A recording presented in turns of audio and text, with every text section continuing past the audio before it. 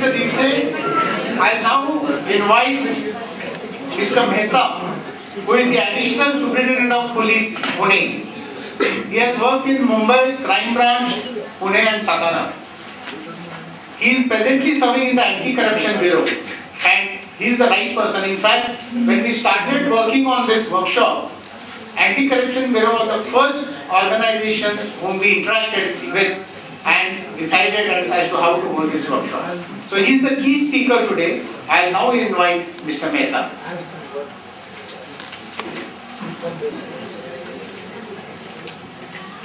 मी आपला आभारी आहे.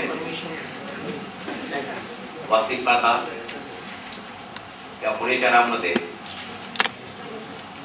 अधिकारी वर्गापेक्षा सामान्य मनुष्य अधिक या ठिकाणी उपस्थित राहणे अति गरजेचं होते.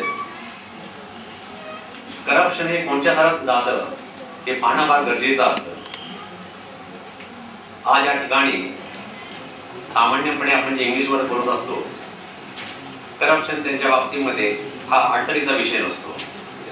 तो सामान्य मनुष्य असतो की ज्याला एखादं सातबारा हवा असेल, रेशनिंग कार्ड हवा असू शकेल, त्याच्या बाबतीत साधारणपणे जास्तीत जास्त आम्ही त्यांना प्रयत्न करत असतो. वास्तविक पाहता या ठिकाणी कायद्याच्या जागेत राहूनच मला बोलावं लागणार आहे. शक्यतो आमची एजन्सी ही प्रकाशात नसते, काही बंधन आम्हाला असतात, परंतु शासनाच्या आदेशानुसार या ठिकाणी आम्हाला हजर राहावं लागलं. थोडक्यात तुम्हाला सांगतो, आमचं जे ऑफिस जे आहे तर तुम्हाला ओळख करून देतो. BSK Mehta additional DCP Pune unit या ठिकाणी आहे. सेंट्रल बिल्डिंगच्या पाठीमागे ओल्ड बॅरॅकमध्ये आमचं ऑफिस आहे. शक्यतो आम्ही आमचं काम दिवसभरामध्ये चालूच असतं. कार्यपद्धती ज्या आहेत साधारणपणे आमच्या एखादी म्हणजे जे लोकसेवक असतात, ज्यावेळेस सामान्य मनुष्य हा सरकारी दरबारी कामानिमित्त जात असतो, त्यावेळी त्याची कामाची जर पूर्तता झाली नसतो तर पैशाचं डिमांड करण्यात येत असतं. त्याने आमच्याकडे तो कधी येऊ शकतो. आल्यानंतर आम्ही प्रत्यक्षात मागणी झाली किंवा कसे याचा आम्ही शोध घेत असतो. त्याला आपण ट्रॅप असं म्हणत असतो. ज्यावेळेस तो आमच्याकडे येत असतो, ज्या पैशाची त्यांनी मागितलेली असते ते पैसे त्यांनी स्वतःने लागतात. शासनाच्या आदेशानुसार त्या ट्रॅप सक्सेस असतो. 6 महिन्याच्या आत त्याला पैसे परत मिळत असतात. दुसरी गोष्ट, ज्यावेळेस केस कोर्टात सुरू होत असते, सरकारी वकिलातर्फे त्याला सर्व प्रकारच्या सवलती दिलेल्या असतात. इन केस समजा त्याला केस सुटली किंवा काही सक्सेसपणा झाला, आता त्याच्या मनात असा प्रॉब्लेम असतो की आपल्यावर कोणी दावा होऊ शकेल, आपल्याकडे जर ठेवतील, त्याला पूर्ण प्रकारचं आमच्याकडून त्याला संरक्षण असतं. दुसरी गोष्ट, ज्यावेळेस तो आमच्या ऑफिसला येत असतो त्याने वैयक्तिक अर्ज लिहिण्याची आवश्यकता नसते. तो सहजपणे आमच्याकडे येऊ शकतो.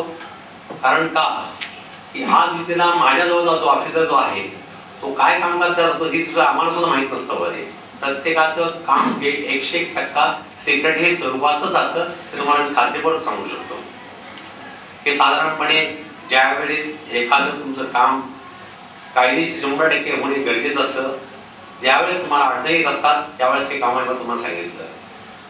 दुसरा प्रकार जो आहे, एक सामान्य अधिकारी असतो, ज्याला आपण लोक गव्हर्नमेंट सर्वंट म्हणतो, अदर डिपार्टमेंटवर असू शकतात.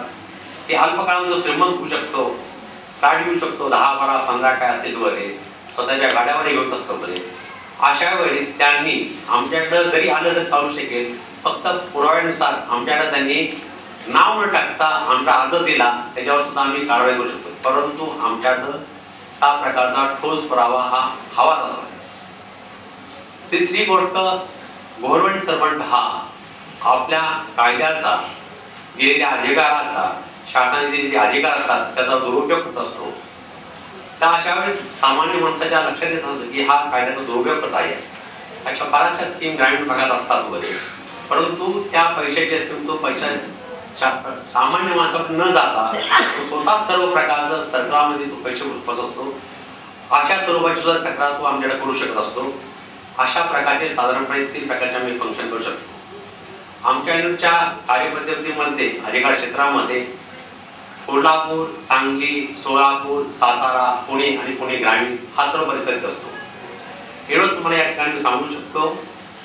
थोडी आमची एजन्सी सिक्रेट स्वरूपात कामकाज असल्या कारण प्रत्येक गोष्ट तुम्हाला मी सांगणं थोडं मला अशक्य होऊ शकतं. परंतु आपण दिवसा केव्हा ठेवू शकता 10 नंतर तुमचं काम हे निश्चित आम्ही करू शकतो. आणि जर तुमच्या प्रत्येक काय अडचणी असू शकतील त्या ठिकाणी आपण मला विचारू शकता. निश्चितच तुम्हाला दिलेल्या प्रश्नाचे उत्तर देऊ शकू. परंतु मला काय बंद नसल्या कारणाने जे मला योग्य वाटेल त्या प्रश्नात मी तुम्हाला उत्तर देईन. जय हिंद, जय Maharashtra.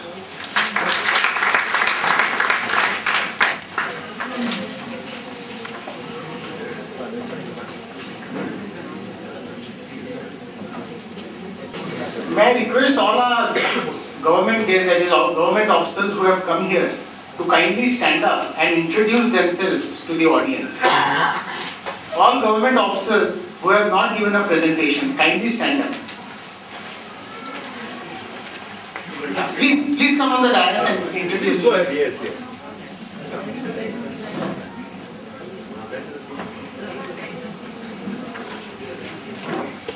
Good afternoon. I am S.S. Devgavkar, Assistant Commissioner of Income Tax Vigilance in the Office of the Chief Commissioner of Income Tax, Aikar Bhavan, Pune.